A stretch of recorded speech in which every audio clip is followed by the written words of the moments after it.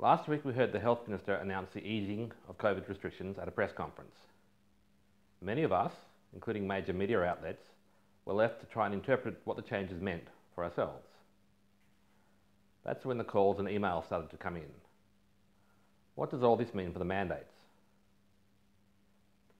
The team and I couldn't make sense of this either, so we inquired with an advisor from the Minister's office as to exactly what was going on. That's when we were told all the changes are common sense. Now, it's just laughable to use the term common sense to refer to anything this government has done during the pandemic. Complete joke. So, ending the check-in app made sense because we'd all, including the government, stopped using that a long time ago. Dropping the masks for primary school kids made sense. They never had an observable impact on COVID spread, but they definitely hurt the kids' mental health. No longer requiring proof of vax to enter premises was also long overdue.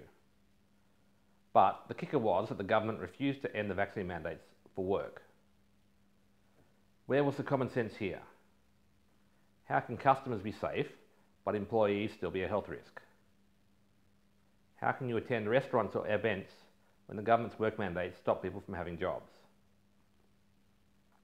The government has ignored their own health advice in keeping the work mandates. In fact, they've doubled down on them. It's now all too clear this government has no intention of removing the vaccine work mandates.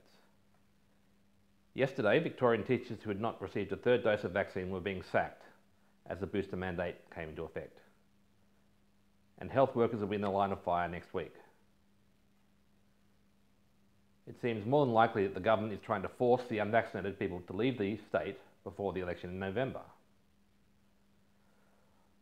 All these restrictions need to be lifted immediately.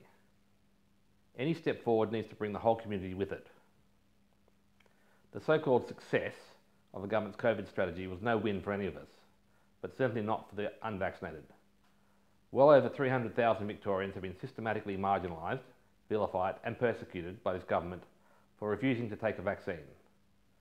No common sense there. There is no scientific backing for what they are doing or what they have done to us all. No common sense. At the end of the day, if we applied common sense, the logical thing to do is to vote this government out in November.